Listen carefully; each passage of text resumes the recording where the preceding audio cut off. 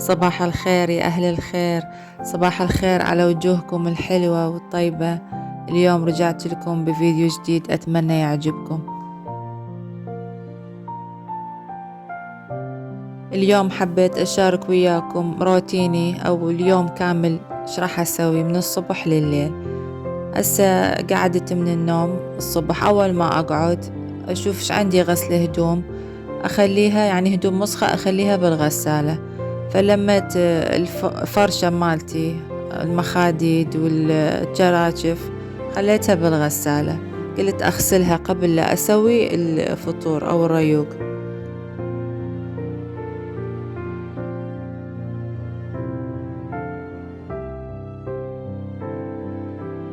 يوم الجهل معطلين ما عندهم دوام لأن يوم السبت، فحبيت أسوي لهم ريوق بسيط ومرتب، لأن قبل كل شي هم يريدون أكل. قلت أحضر لهم الأكل ياكلون وبعدين أشوف إيش عندي يعني شغلات بالبيت أسويها. ورا الريوق يعني أنا كل يوم لازم أشرب قهوة، فسويت لي القهوة شربتها على مود أفكر إيش راح أسوي غدا وإيش راح يكون عندي شغل بالبيت أسويه.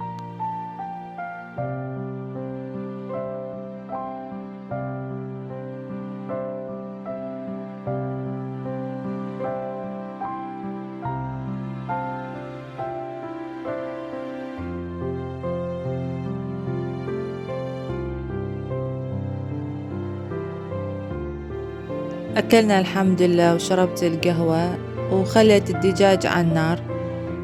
فقلت ما دام الجهال يحبوها المقلوبة راح أسوي لهم مقلوبة دجاج. كان عندي خضروات بالثلاجة طلعتها وقطعتها، اللي هي يعني الباذنجان والبوتيتا اللي هي البطاطا، فلفل ألوان إذا عندكم، طماطة. فهاي كلها شيفتها، راح أقلي هسه الباذنجان والبوتيتا.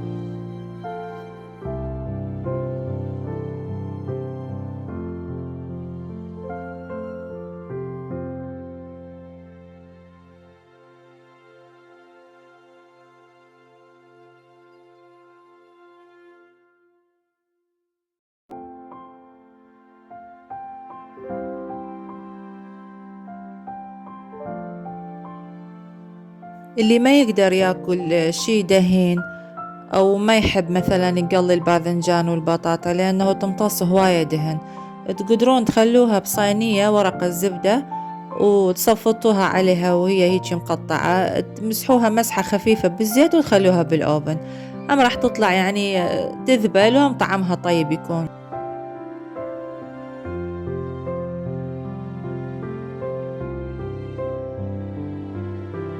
اللي ما يحب الدجاج أو ما ياكل الدجاج تقدرون تخلون لحم يعني ويا هاي الأكلة، هم يصير. أنا مرات أسويها باللحم ومرات أسويها بالدجاج، يعني ناكلها باللحم وبالدجاج عادي يصير، عم تطلع كلش طيبة. هسه راح أشيل البوتيتا من الطاوة، راح أخلي فلفل مسويتها حلقات وبصل أقليها وياهم يعني وأشيلها.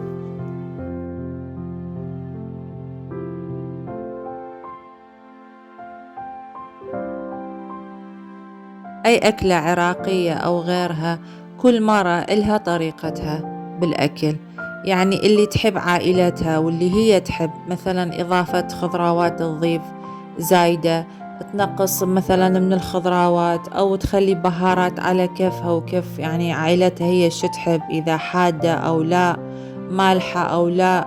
مثلا أكو عائلة ما تحب بصل تخلي، أو أطفالها ما يحبون يخلون ثوم، أو تضيف إضافات تخلي مثلا أكو قسم يخلون قرنبيط ويا المقلوبة، أو يعني بعض البلدان، فكل وحدة وطريقتها.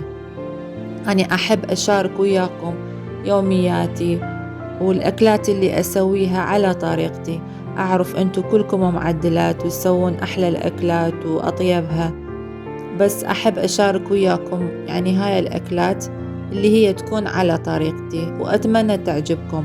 واللي عروسة من زوجة جديدة تحب تسوي يعني هيجي أكلات وما تعرف، فيعني تتعلم تستفاد.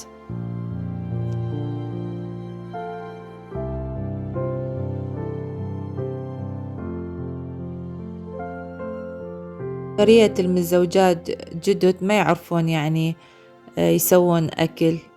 أني من أولهم، أول ما تزوجت ما كنت أعرف أسوي أكل كل شي، فشوية شوية تعلمت، أخذ خبرة من ماما، أسأل أي وحدة اللي تكون يعني حتى لو تكون أصغر مني يعجبني أسأل إيش خالة إيش حاطة يعني بالأكل الطريقة مالتها.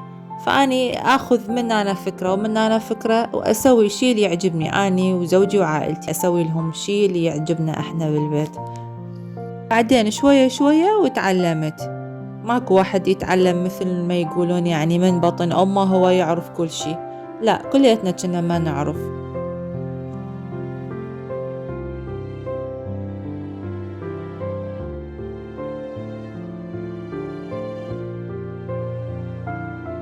لو أخدكم اليوم بالحكي وما شرحت لكم إيش دا أسوي.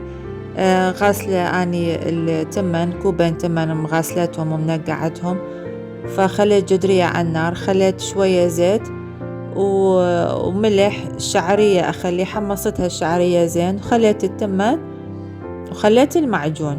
يعني اكو قسم يسووا ابيض المقلوبة، اكو يخلون معجون، احنا نحبها بالمعجون. فعندي هذا الدجاج السلكته راح اخلي الماي مالته على التمن واغطي. هنا عندي جبت غير جدرية، راح اصفط الخضراوات البصل والفلفل، اخلي الدجاج اصفطه يعني اسفل الجدرية، واخلي الباذنجان البوتيتا البطاطا يعني أصفطها كلها. أخلي الطماطة أنا ما أقليها يعني أخليها بالجدرية وهي تذبل ويا الأكل. وأخلي البهارات يعني بهارات تحبون المشكلة، فلفل أسود فلفل أحمر وملح، ويعجبني أخلي نعناع مجفف، كلش ينطي طعم طيب وياه. أكو قسم يخلون ماجي دجاج أو لحم إذا أنت مسوية لحم.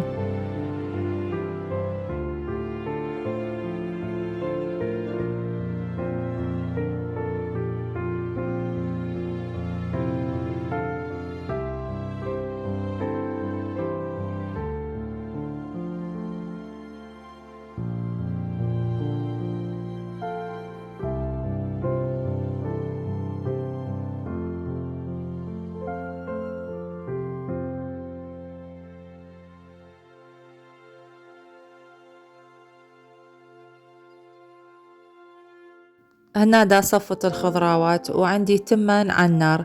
من ينشف الماي مالته قبل لا أهدره يعني أنصي النار جواته وأرشه ماي، أطفيه خليه نص استواء.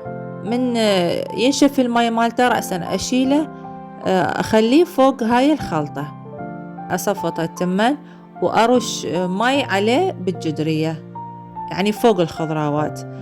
يعني اكو قسم يخلوا التمن ني فوق الخضراوات وتضيفوا له ماي عادي وهم يصيروا يستوي يعني ويصير طيب، بس أنا هي هاي طريقتي أحبها أكثر.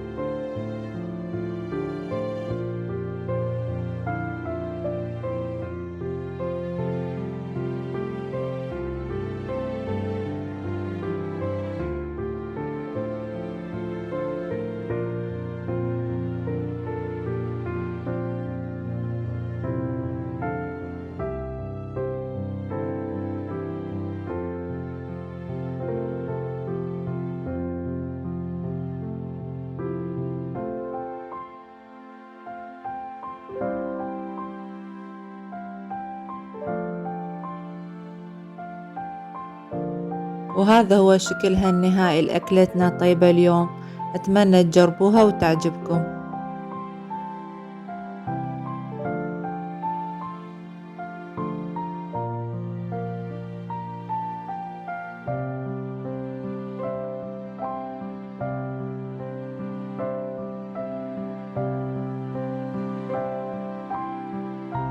هسه صارت العصرية والجهال ضاجة وقلنا شوية نطلع نتمشى. اكو مول قريب على بيتنا، كل مرة يعني نروح عليه نفتر شوية ونغير جو.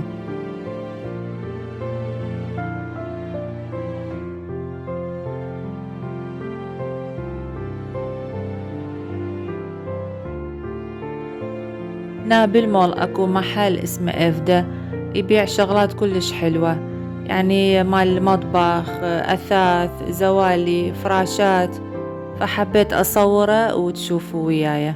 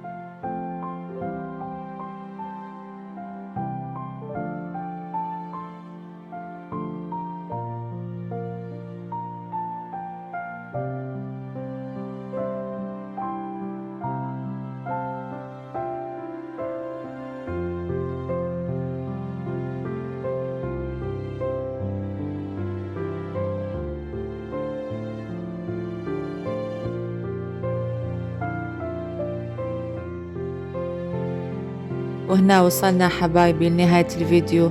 أتمنى عجبكم اليوم الفيديو، حبيتوا، لا تنسوني باللايك والاشتراك. مع ألف سلامة.